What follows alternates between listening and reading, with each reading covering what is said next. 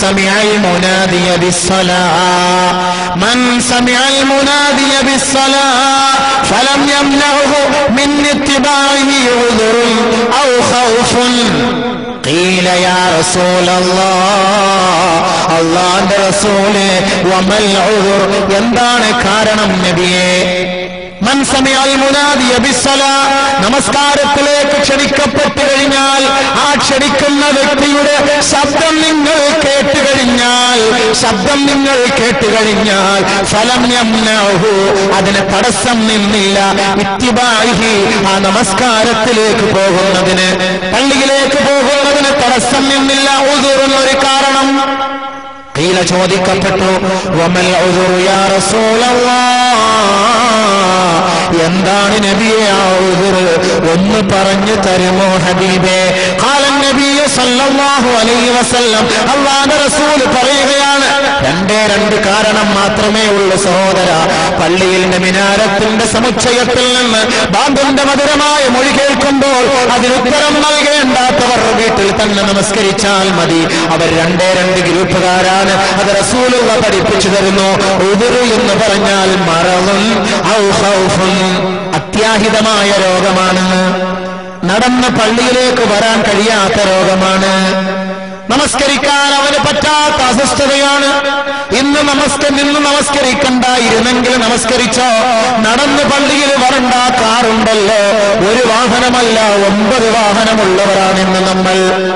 അല്ലാഹുവിന്റെ റസൂൽ പറയുകയാണ്, ഫലം യംനഉഹു, അവനൊരു തടസ്സവും ഉണ്ടായില്ല, മിൻ ഇത്തിബാഇഹി, പള്ളിയിലേക്ക് വരുന്നതിന്, ഖൗഫുൻ, ഭയമോ, മർഉൻ, രോഗമോ, ഈ 2 കാര്യം അവന് സംഭവിക്കാതെ പള്ളിയിൽ നിന്ന് വിളിക്കുന്ന ബാങ്കിന്റെ മധുരമായ മൊഴിക്ക് ഉത്തരം നൽകാതെ വീട്ടിൽ നമസ്കരിച്ചാൽ അല്ലാഹുവിന്റെ റസൂൽ പറയുകയാണ്, ലം തുഖബൽ മിൻഹു സ്വലാ അല്ലതി സ്വല്ലാ ഫീഹി, യഅനി ഫീ ബൈതിഹി.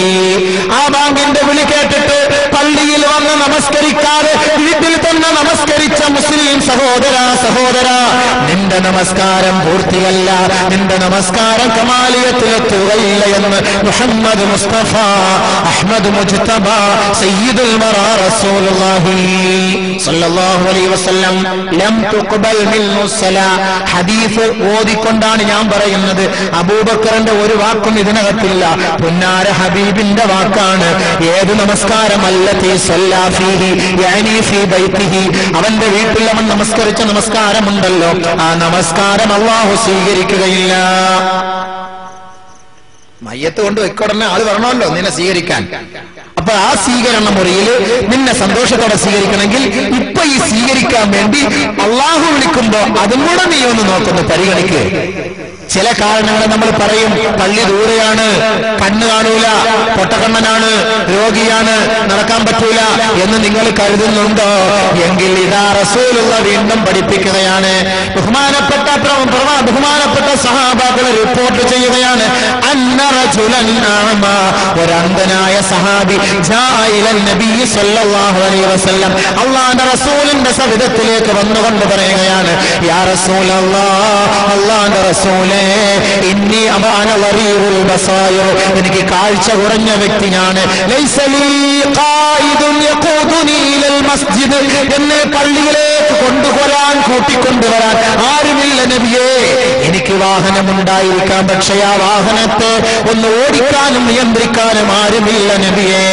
മാത്രമല്ല വാന വരീറുൽ ബസായിർ, കണ്ണ് കാഴ്ച കുറഞ്ഞ വ്യക്തിയുമാണ് ഞാൻ. അതുകൊണ്ട് നബിയേ,